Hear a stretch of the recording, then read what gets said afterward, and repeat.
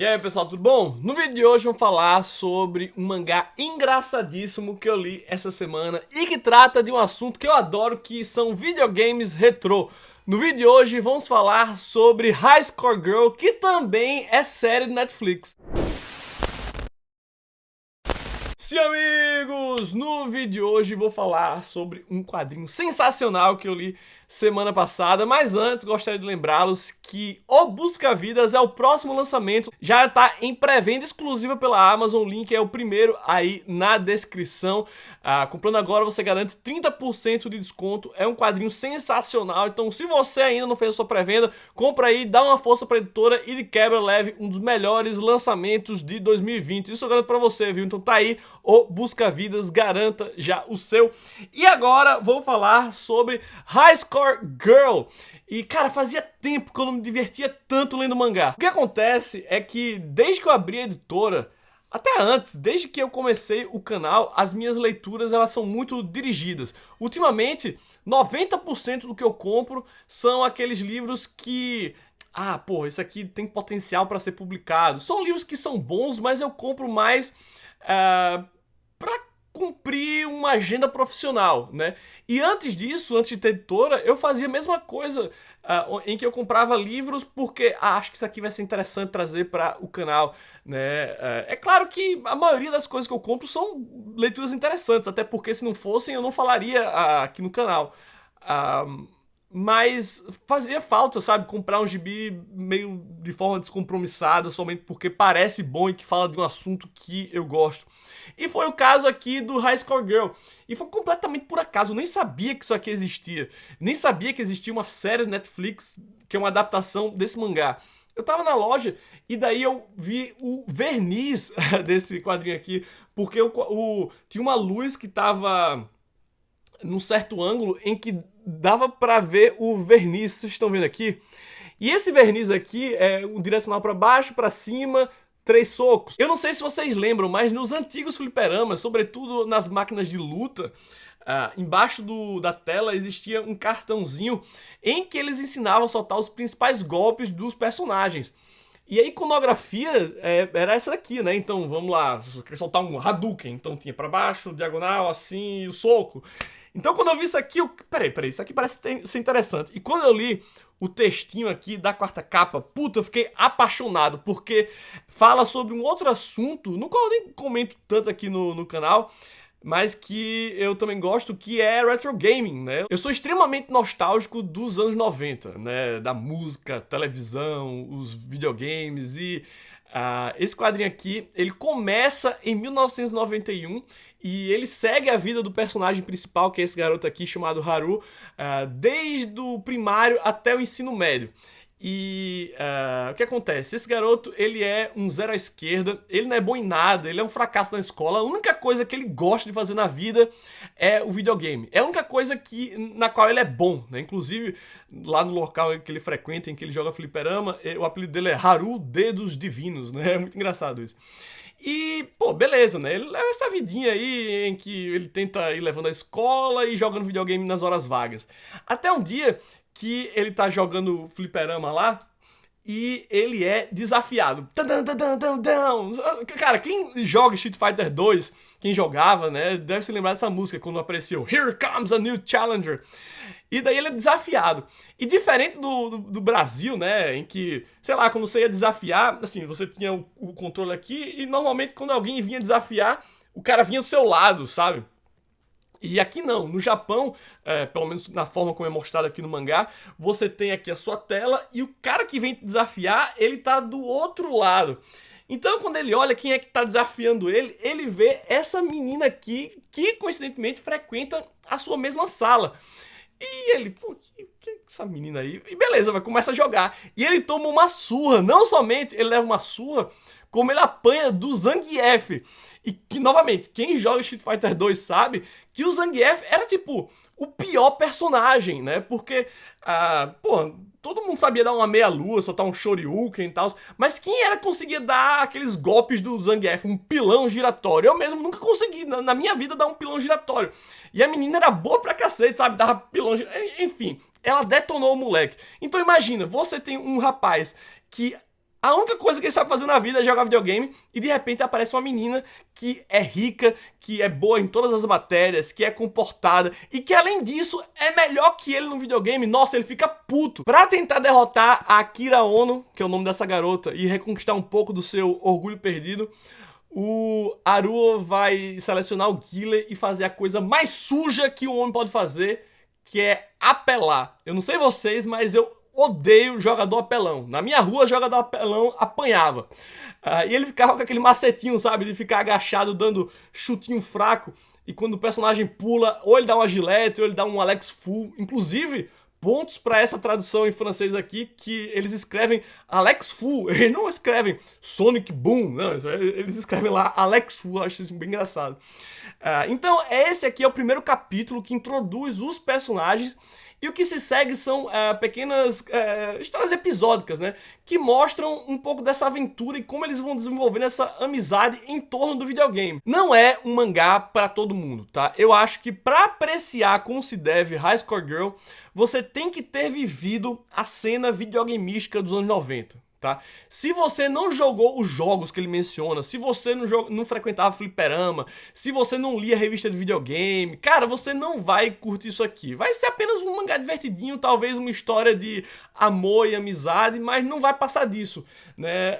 Mas se você viveu isso, se você jogou Street Fighter, Fatal Fury, King of Fighters, jogou Super Nintendo, cara, se você acompanhou a evolução dos games nos anos 90, nossa, você vai adorar. Não, sério, não tô exagerando, você vai adorar isso aqui. Então, como eu disse no início, esse mangá ele começa em 1991 e a gente acompanha a explosão que foi Street Fighter 2, né? Street Fighter 2 foi um marco nos videogames, não só no Japão, mas no mundo inteiro, né? E seguindo a trilha do Street Fighter 2 vieram diversos jogos de luta, né? O Fatal Fury, King of Fighters, Samurai Showdown, Mortal Kombat, né? Tudo isso veio motivado pelo sucesso que foi Street Fighter 2, que era um verdadeiro hit nos fliperamas no Japão. Novamente, não apenas no Japão, no mundo inteiro. E uma coisa que eu acho bacana no primeiro volume do mangá é que a gente observa essa rixa de videogames, não entre o Sega Genesis, né, o Mega Drive, e o Super Nintendo, mas entre o Super Nintendo e o PC Engine, que era o videogame preferido do Haru. E é outra coisa que eu também gosto nesse gibi, é porque apesar do Japão, né, ser a força motriz dos videogames na década de 90, muita coisa que foi produzida lá não chegou no Brasil. E o PC Engine é um desses consoles que nunca chegou no Brasil. Na verdade, o que chegou, e bem mal assim, foi a versão americana do PC Engine, que era o TurboGrafx 16, que era um videogame que tinha a especificidade de, em vez de cartucho, tinha uns cartões de crédito que você acoplava lá e tal. Então você vê o Haru dizendo por que o PC Engine era melhor que essa porcaria do Super Nintendo, sabe? Me lembra muito, sabe, essa rixa que havia entre os jogadores de Mega Drive, que era o meu caso, eu era mais do time da Sega, contra essa galera do Super Nintendo. Cada um dos capítulos desse mangá fala sobre aspectos da experiência de jogar videogame nos anos 90.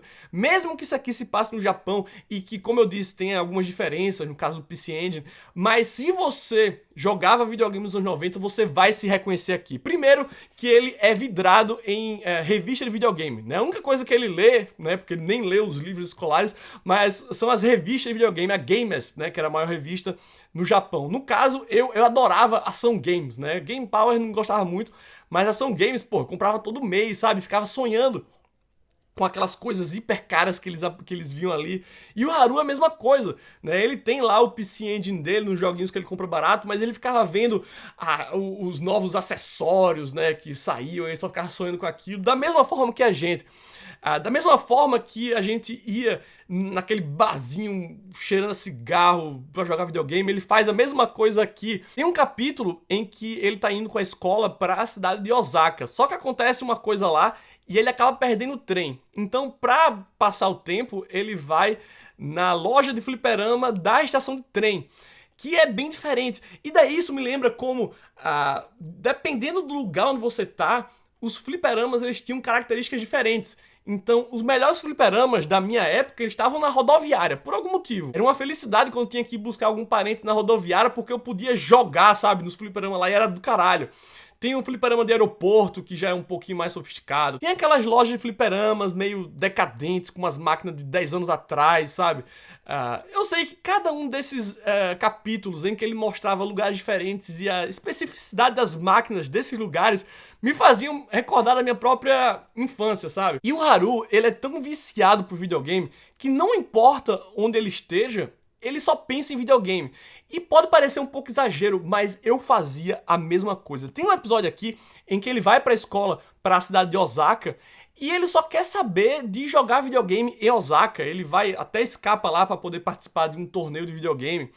E, novamente, pode parecer exagero, mas eu mesmo, eu era assim. Me lembro, aos 11 anos, eu acho que eu fiz a minha primeira viagem longa, né? Eu morava em Maceió, e daí a minha família decidiu passar férias em Fortaleza, e visitar uma tia que mora lá.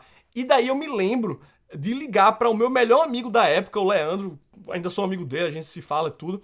E eu liguei pra ele de Fortaleza pra Maceió pra dizer pra ele: caralho, Leandro, você não acredita nas máquinas que tem aqui, velho. Aqui do lado da casa da minha tia tem uma galeria, tem uma máquina que é assim, assim, assado. Porque em Maceió os fliperamas eram todos meio basicões, sabe? No máximo tinham um adesivo assim na lateral, mas lá tem aquelas máquinas que eram especiais para cada jogo, sabe? Então, de repente, a máquina do Street Fighter, ela era toda decorada com o tema do Street Fighter. Enfim, eu sei que eu me lembro de ligar para o Leandro para dizer como as máquinas eram foda em Fortaleza, sabe? Menino de 11 anos, tá numa cidade diferente, tudo que ele se importa é com o fliperama que tem lá. Aí eu fui pra Praia da Caponga. Quem é do Ceará deve saber. E daí eu me lembro que tinha uma dessas barraquinhas de praia que tinha um flipper do King of Fighters 97. E daí eu, caralho. Então, tipo, imagina, você tá numa praia, se bem que praia não era novidade pra mim, porque eu vim de Maceió. Mas, sei lá, você tá com seus primos, com sua família, numa cidade diferente, e tudo que você quer é ficar jogando fliperama na beira da praia, sabe? E o Haru é do mesmo jeito. Enfim, esse vídeo tá ficando muito longo, vocês já perceberam que eu adorei High Score Girl. Vou mostrar pra vocês um pouco da arte, que não é espetacular, tá? O autor é o Rensuke Oshikiri, eu não conhecia o trabalho dele, mas ele faz um excelente trabalho. Essa aqui é a edição francesa, tá? Da Mana Books. Ele vem com uma contracapazinha bem bonita, né? E aqui é a arte. Você pode ver, é bem básica, tá? Mas faz bem o seu trabalho. É engraçado demais. Tem umas cenas aqui em que eu gargalho alto, sabe? Como essa aqui. Essa piada dele sendo atropelado pela limusine da garota é uma piada recorrente. E é inédito no Brasil, né? Cara, deveriam publicar isso aqui no Brasil. Ia vender... Tá, não sei se ia vender tanto, mas eu ia comprar bastante, eu ia comprar tudo, né, como foi o caso aqui. Eu comprei a primeira edição, daí eu li, eu voltei no dia seguinte, comprei mais 5, né, uma série que termina em 10 volumes, não terminou na França, nos Estados Unidos começou a ser publicado, também não terminou. Eu vou deixar os links na descrição se você se interessar pela edição americana. Mas se você não quiser gastar dinheiro, nem precisa, porque, como eu disse, tem uma adaptação no Netflix e a adaptação, ela é muito, mas muito fiel ao mangá. Assim, cena a cena, os diálogos é muito bem adaptado, sabe? Copiou, colou. Com a vantagem de que no anime você vai ver os videogames lá se mexendo, o que é ainda melhor, porque aqui você tem uns desenhozinhos e tudo, mas não é a mesma coisa, né? Enquanto que no Netflix não. Cara, a série Netflix é muito boa, então compra o mangá se você gostar muito, mas se não quiser gastar dinheiro, assiste a série Netflix, que é muito bacana e tem até o momento 2 temporadas. Eu assisti a primeira, gostei bastante, vou continuar vendo a segunda, mas eu acho que eu vou continuar gostando, apesar de dizerem que a segunda foca bastante no relacionamento entre esses dois personagens aqui. Beleza? Então tá aí, High Score Girl, mangá divertidíssimo que eu recomendo fortemente para os amigos, sobretudo aqueles que viveram a magia dos anos 90 como eu. Beleza? Agora, eu vou ficando por aqui, como sempre, não esquece de... tá vendo? Tô tão emocionado que eu não consegui nem completar. Como sempre, não esquece de deixar aquele bom e velho joinha e se inscrever no canal como... Porra! Tchau!